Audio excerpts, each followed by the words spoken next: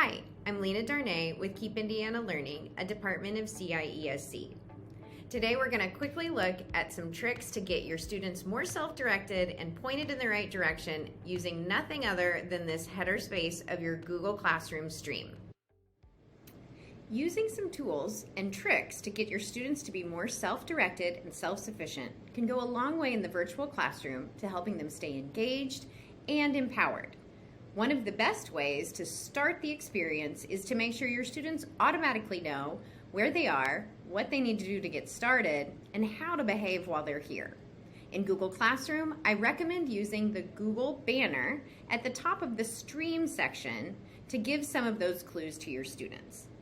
In the description of this video, you'll find a link to a Google header banner template that has some built-in arrows already created.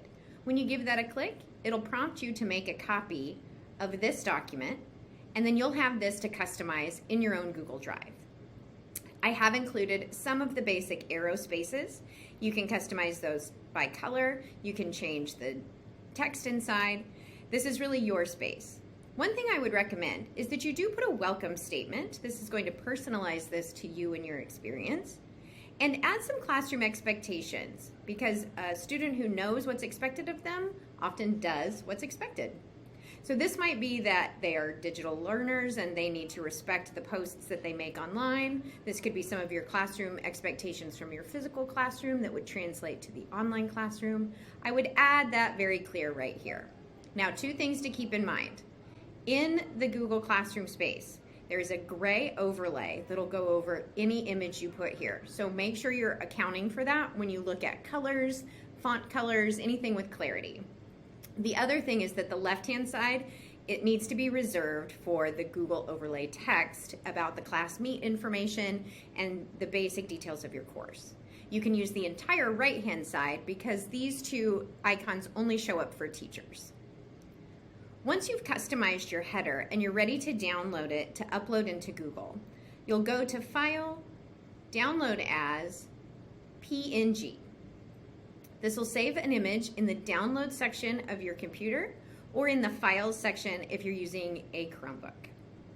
Back in Google, we'll go here to the Upload Photo option at the bottom right-hand corner, and then we'll select that file from your Download section. You'll find it named Google Classroom Header Template, and then you'll click Open.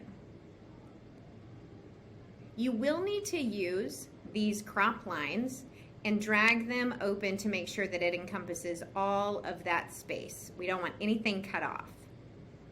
Once you have that ready to go, big blue button, select class theme, and that will upload right here to your classroom header space. This is a great place to update information if you have some class shoutouts, if you want to change them for each season or each unit or theme. And just remember to keep this very consistent with where you're posting important information, and remind your students to look at it so it doesn't just become part of the wallpaper.